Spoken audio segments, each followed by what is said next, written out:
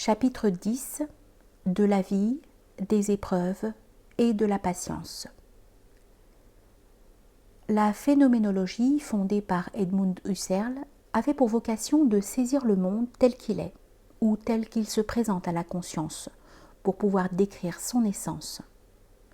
Seulement, la conscience de l'homme n'est jamais totalement objective, et ne pourra jamais l'être tout à fait, puisque contenant déjà des croyances ou des idées, vraies ou fausses, que l'intelligence ou la raison doit, à travers des remises en question, approuver ou corriger. La conscience peut interpréter le monde, mais non le définir. Ainsi donc, le monde est tel qu'on le conçoit. Il est fonction de notre interprétation et des idées reçues. Ce sont nos représentations qui créent le monde. La vie est, en d'autres termes, telle qu'on se la représente et non telle qu'elle se présente à soi. Cette réflexion nous semble importante pour ce qui va suivre. La vie est certes une réalité, contrairement à ce que laisse entendre Berkeley, qui considère que rien n'existe en dehors de la conscience. Que le monde soit réel est une chose, et cela va sans dire. Quant à savoir quelle est sa réalité, c'en est une autre. Car la réalité de la vie ou du monde en particulier diffère, encore une fois, selon les pensées, ou plus encore, selon les croyances, au sens plus psychologique que religieux du terme. La vie, à notre sens, n'est pas par nature simple ou compliquée. Elle est selon notre manière de la vivre. Elle dépend de notre façon de penser. Chacun conçoit la vie à sa façon. Pour le musulman, en effet, la vie est une épreuve. Il est sur terre comme un étranger ou un passant. Il se représente la vie avec la conscience de son caractère éphémère. Cette psychologie de la vie est extrêmement bénéfique en ce sens qu'elle lui procure la force de relativiser l'épreuve, de vivre la vie positivement parce que l'existence est éphémère, illusoire. Nul besoin donc de se lamenter à son sujet. L'épreuve le touche naturellement, mais sans l'affecter. Quant à celui pour qui la vie est la finalité, il sera constamment proie à l'angoisse, l'anxiété, la révolte, le suicide parfois. Au fond, la vie n'est pas forcément ou réellement compliquée. C'est plutôt notre manière de la penser et de l'aborder qui la complique ou la complexifie. Leibniz avait, cela dit, raison, nonobstant l'ironie de Voltaire. Nous sommes dans le meilleur des mondes possibles.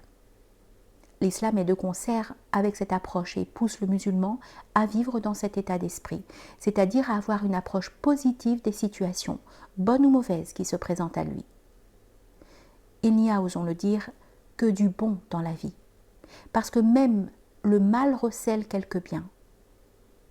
Nous sommes ici bien loin de certaines conceptions pessimistes que l'on retrouve particulièrement chez les existentialistes comme Kierkegaard ou Schopenhauer.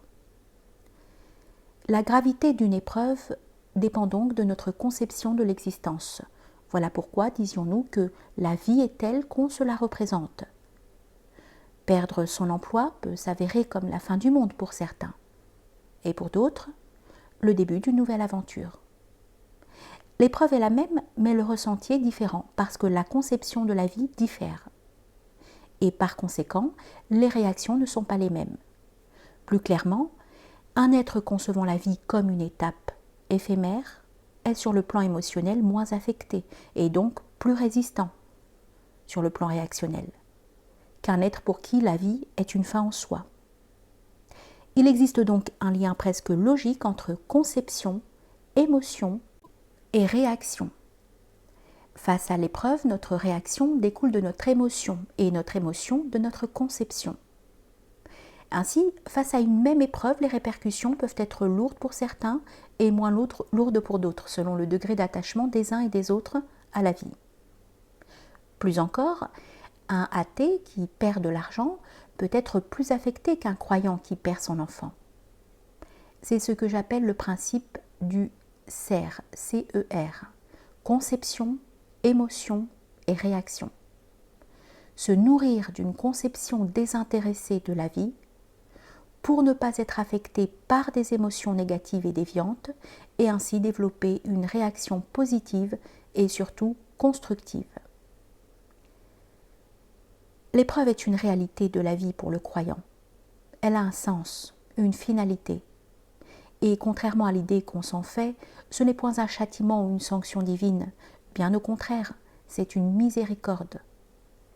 En effet, sur le plan spirituel, elle permet de purifier le croyant de ses péchés. Sur le plan psychologique, elle forge. Enfin, au niveau moral, elle opère une prise de conscience, parce qu'elle fait la lumière sur son degré de sincérité. Aussi, Dieu éprouve chacun en fonction de ses capacités. Il nous dit notre force spirituelle, psychologique et morale à travers le langage de l'épreuve.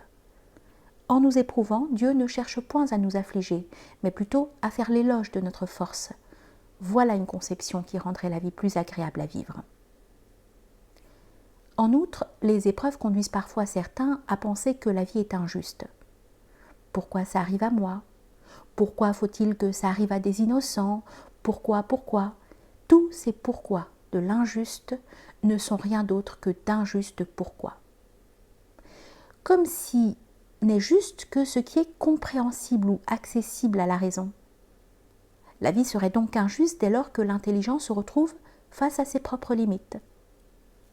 Il y a à notre sens des choses dans notre existence qu'il faut comprendre avec le cœur. Quand il n'y a plus de place dans l'intelligence pour la compréhension, il faut passer à l'acceptation.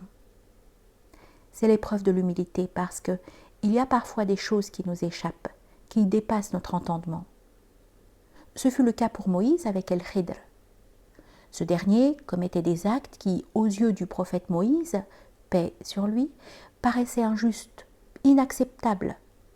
Excédé par son impatience, El-Khidr décida de mettre fin à leur relation après lui avoir enseigné la sagesse cachée dans ses apparentes injustices. Ce fut une véritable leçon d'humilité pour Moïse. Il y a des choses qui en apparence peuvent paraître injustes, mais qui au fond recèlent une sagesse que l'on ignore, un bienfait qui nous échappe. Il faut donc comprendre quand on le peut, accepter quand il le faut. C'est l'unique moyen de résister. Les difficultés, la souffrance, la pauvreté, la mort des proches sont autant de maux qui peuvent atteindre les hommes. Aussi faut-il s'armer de résistance et de patience. Dieu est avec les patients.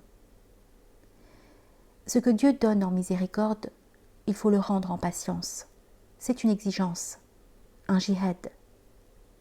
La patience constitue la moitié de la foi. C'est un viatique et une nécessité pour tout être cheminant sur la voie de Dieu. La patience est la notion la plus mentionnée dans le Coran. Elle est évoquée selon l'imam Ahmed plus de 90 fois. Cette vertu est une véritable marque de foi. Voilà pourquoi Ibn al-Qayyim rappelle que la patience est pour la foi ce que la tête est pour le corps. Il n'est point de foi pour celui qui est dénué de patience, comme il n'est point de corps pour celui qui n'a pas de tête. C'est une qualité humaine et même prophétique qui préserve de la perte, du désarroi, du suicide, qui procure la force de vivre, de continuer à cheminer. Une énergie qui nous aide à nous relever, à rebondir, à garder la tête haute. Résister pour quitter la vie dignement. La dignité. On peut perdre son argent, son emploi, mais ne jamais perdre sa dignité, parce que perdre celle-ci reviendrait à ne plus rien valoir, à ne plus exister. Un principe que Issa, forgé par une vie extrêmement éprouvante, dans ce que le jour doit à la nuit de Yasmina Khadra, s'était borné à inculquer à son fils Younes. Ouvrez les guillemets. Tu peux perdre ta fortune, tes terres et tes amis, tes chances et tes repères. Il demeure toujours une possibilité, aussi infime soit-elle, de se reconstruire quelque part. En revanche, si tu venais à perdre ta face, il ne serait plus nécessaire de chercher à sauver le reste. Fermez les guillemets. Patienter, résister, c'est édifier un mur blindé à l'intérieur de soi. Encore une fois, tout est dans la tête. Celui qui sait relativiser saura résister, parce que c'est avec le ciment de la relativisation que se bâtit le rempart intérieur. La vie est une épreuve à plusieurs visages. Il peut s'agir d'un malheur ou d'une tentation. Or, résister à une tentation est plus méritoire que de supporter un malheur. Parce que ce qui distingue l'un de l'autre, c'est le choix. Comme l'explique très justement l'éminent savant Ibn Taymiyyah. La patience de Joseph, ouvrez les guillemets, la patience de Joseph qui a consisté à résister à la tentation de la femme d'Al-Aziz, a été plus parfaite que son endurance lorsque ses frères l'ont jeté dans le puits, l'ont vendu et l'ont séparé de son père. Car dans ce dernier cas, il s'agit d'événements qu'il a subis sans qu'il ait eu le choix. Ce sont des situations où le serviteur n'a d'autre solution que l'endurance. Quant à son attitude qui a consisté à résister à la désobéissance, c'est une patience voulue et consentie, mais aussi une façon de combattre l'ego. Fermez les guillemets. La patience est donc le seul remède, la seule clé et la seule lumière permettant de surmonter les épreuves. Car l'emportement, les plaintes et les lamentations ne font qu'aggraver les choses et annulent la rétribution divine. Le prophète alayhi salatu wassalam incitait toujours ses compagnons à la patience. Ainsi dit-il, sache que la victoire va de pair avec la patience. Comme est étonnant le sort du croyant, tout ce qui lui advient est bénéfique, et cela n'appartient qu'au seul croyant. En effet, si un bonheur lui arrive, il remercie Dieu, et cela est un bien pour lui. Si un malheur le frappe, il patiente, et cela aussi est un bien pour lui. Qui plus est, Dieu s'impose à lui-même d'accompagner les patients d'une façon particulière, car il leur offre sa grâce, son soutien, son assistance et sa récompense. La vie est une combinaison mystérieuse de délices et de souffrances. Notre vie durant, nous faisons face à des épreuves. Combien de fois n'a-t-on pas été saisi par la haine, la colère, l'angoisse, l'envie de hurler, de crier, de se lamenter? Patience, résistance. Dieu est avec les patients.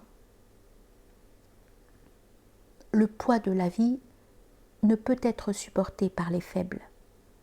Hurler ou se lamenter est une façon d'exprimer sa faiblesse. Or, la patience est une vertu propre aux éminents. C'est un signe de grandeur. La patience n'a pas de limite pour celui qui porte la foi dans son cœur. Nous avons en vérité créé l'homme pour qu'il endure. Sourate 90, verset 4. D'ailleurs, c'est dans l'épreuve que se révèle la qualité de la foi, la sincérité des croyants, et que se dévoilent les hypocrites. Ainsi, Dieu connaîtra bien ceux qui disent la vérité et ceux qui mentent. Verset 3, sourate 29. Les hommes pensent-ils qu'on les laissera dire « nous croyons » sans les éprouver? Verset 2 de la sourate 29. La patience, affirme Abu Hamid al-Ghazali, est propre à l'homme et on ne peut l'attribuer ni aux anges eu égard à leur perfection, ni aux animaux, car ils leur en sont incapables. Le messager, alayhi salatu wassalam, dit « Celui à qui Dieu veut du bien, il le soumet aux épreuves. » Les prophètes furent les plus éprouvés des hommes, pour la simple raison qu'ils étaient les plus forts. L'intensité de l'épreuve dépend du niveau spirituel de la personne. Ainsi, plus la foi est solide, plus l'épreuve sera difficile. Jacob, alayhi salatu wassalam, éprouvé dans sa famille, fit preuve d'une belle patience, comme il est dit dans le verset 18 de la sourate 12. Muhammad, alayhi salatu wassalam, persécuté, insulté, humilié, fit preuve d'une extraordinaire persévérance. Joseph, alayhi salam, quant à lui, chaque fois qu'il sortait d'une épreuve, en subissait une autre aussitôt.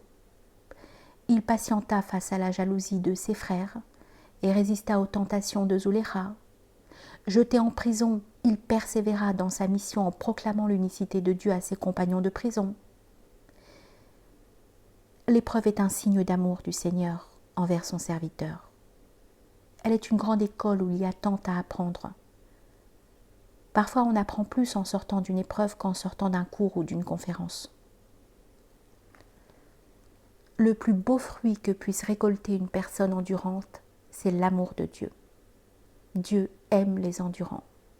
Verset 146, sourate 3. Et les endurants auront leur pleine récompense sans compter.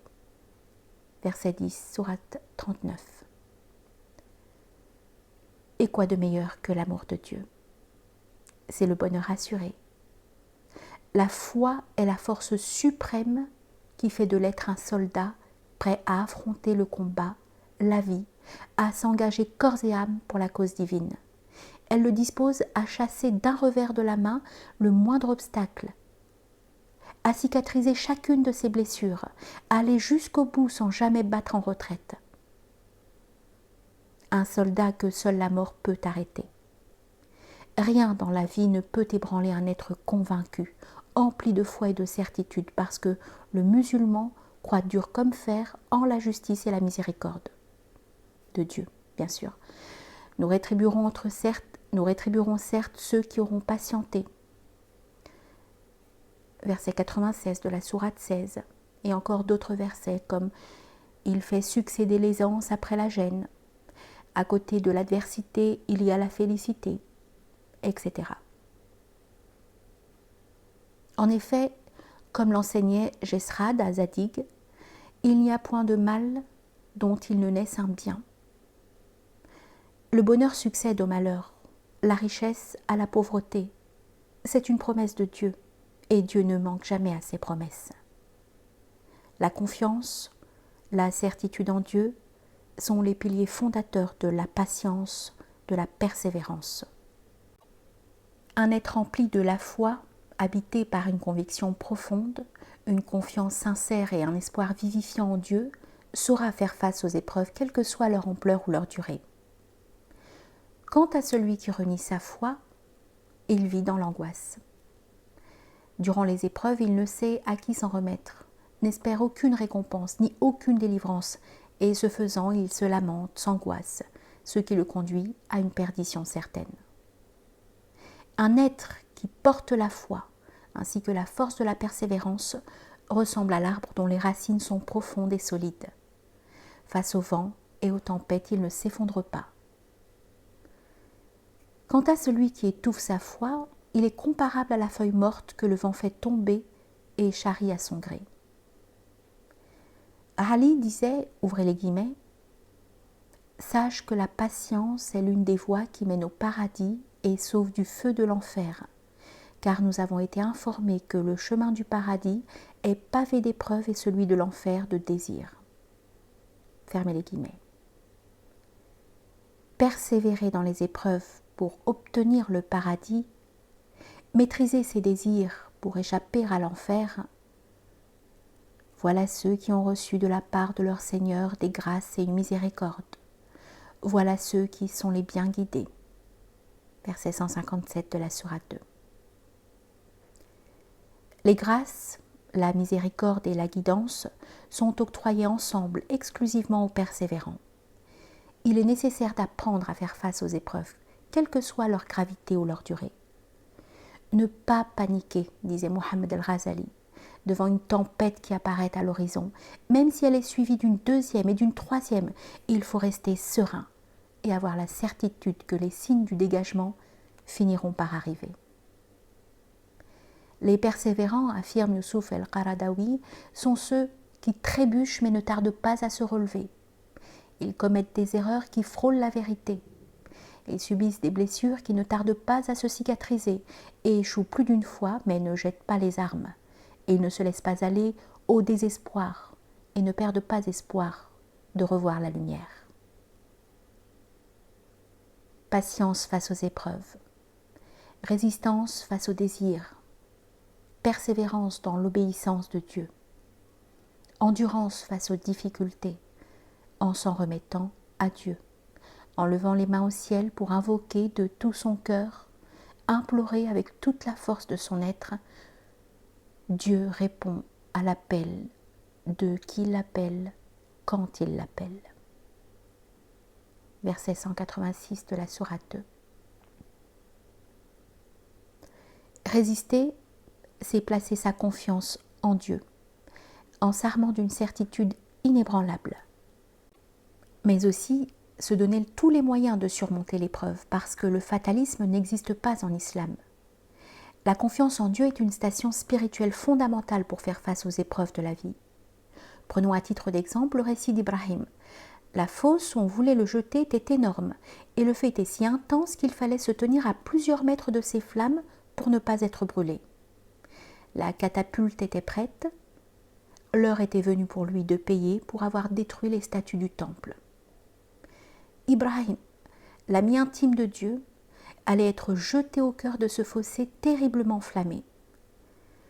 Tout était bien installé et les négateurs s'apprêtaient à le propulser dans le feu. Mais jusque-là, tout se passait bien du côté de l'élu. Ibrahim demeurait étrangement serein. Aucun signe d'angoisse n'apparaissait sur son visage. Mais d'où puisait-il cette sérénité intérieure face à ces terribles épreuves ? Point de secret. Il était tout simplement confiant. Il s'en était remis au Très-Haut, prononçant sans cesse les paroles suivantes. Dieu me suffit et quel meilleur protecteur. Hasbi Allahu wa ni'mal wakil. Des paroles simples, mais prononcées avec une profonde conviction. Dieu répondit alors à son appel et ordonna au feu intense, soit pour Abraham une fraîcheur salutaire. Et Abraham fut sauvé. Nous avons désormais entre les mains la parole magique qui, prononcée avec certitude, nous sauvera des calamités et des épreuves de la vie. Placez donc votre confiance en Dieu et ne désespérez jamais de sa puissance. Il est le créateur des cieux et de la terre, et son pouvoir est tel qu'il lui suffit de dire à une chose soit, et aussitôt la chose est. Sans lui, on ne parviendrait jamais à surmonter les épreuves de la vie. Certainement avez-vous traversé des moments éprouvants, où vous vous êtes senti seul, abandonné à vous-même, ne sachant comment mettre fin à vos souffrances, comment en réchapper. Eh bien, sachez que, quelle que soit la gravité de l'épreuve, Dieu vous sauvera, si et seulement si vous placez votre confiance en lui, à l'instar d'Abraham. Souvenez-vous sans cesse de sa toute-puissance, et c'est d'ailleurs pour cette raison que chaque verset exhortant à la confiance en Dieu est lié à un attribut divin. Mets ta confiance dans le vivant, l'immortel. C'est en lui que je place ma confiance, il est le maître souverain du trône sublime. Autrement dit, plus vous avez conscience de sa grandeur, plus votre confiance en lui sera empreinte de sérénité. Être confiant en Dieu, c'est l'accepter comme garant, comme protecteur, c'est-à-dire accepter les destinations qu'il vous a réservées, le destin qu'il vous a tracé. C'est le sens même de la prière de consultation. Plus vous aurez confiance en lui, plus il se rapprochera de vous, car l'intimité ne se crée que lorsque la confiance s'installe. Seulement, encore une fois, il ne faut pas sombrer dans le fatalisme. En islam, lever les mains au ciel pour invoquer Dieu ne suffit pas, sinon l'intelligence n'aurait alors plus aucun sens et la vie ne serait qu'une myriade de miracles. Parce que l'islam est la religion de la raison et de la science, ce qui la distingue par ailleurs des religions qui l'ont précédée. En effet, son premier appel fut une déclaration de guerre contre l'ignorance. Lis, qui est le premier verset révélé. Ce n'est que par la suite que le Coran convoqua exclusivement le cœur du croyant et invita celui-ci à prier au tréfonds de la nuit. Ô toi qui t'enveloppes dans ton manteau, lève-toi pour prier une grande partie de la nuit. Plus clairement, pour trouver une issue à une épreuve ou pour réaliser vos objectifs dans la vie, il ne faut point vous contenter d'invoquer Dieu en espérant qu'un miracle se produise. Il faut plutôt commencer par activer notre intelligence, en employant tous les efforts et les moyens nécessaires à la concrétisation de nos aspirations. Et ce n'est qu'après avoir épuisé tout ce qui est en notre pouvoir que nous pourrons s'en remettre au véritable détenteur du pouvoir. L'appel du cœur commence surtout là où s'épuisent les efforts de l'intelligence.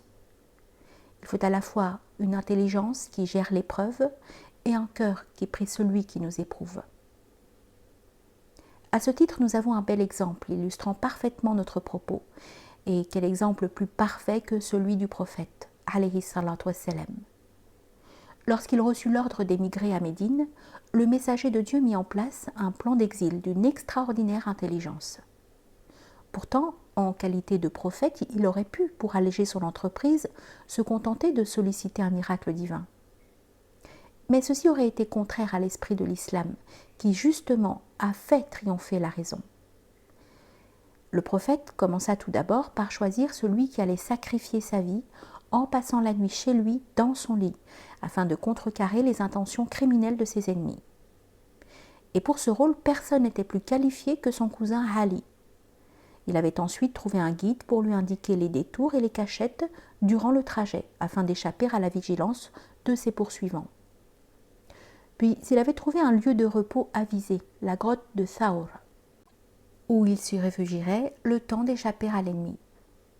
Enfin, il avait pris certaines dispositions pour que des collaborateurs lui apportent des provisions et des nouvelles pendant qu'il serait à l'intérieur de la grotte, et avait chargé une personne qui viendrait effacer les traces de ses pas.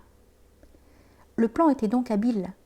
Néanmoins, malgré cette ingéniosité, les négateurs étaient à deux doigts de mettre la main sur le prophète et son compagnon de route, Abu Bakr. Ce dernier, effrayé, confia au messager : « Si l'un d'eux regardait sous ses pieds, il nous verrait. » Et le messager de répondre avec une confiance empreinte d'une foi inébranlable : « Que peut-il arriver à deux hommes qui ont Dieu pour troisième ? » Et c'est justement là que la confiance en Dieu prend tout son sens. Ce n'est qu'après avoir exploité toutes ses capacités physiques et intellectuelles qu'il s'en est remis sereinement à Dieu. Il n'avait plus rien à craindre. Son cœur avait atteint une telle sérénité qu'il parvint à apaiser les craintes de son compagnon. C'est alors que Dieu les sauva grâce à cette fameuse toile d'araignée.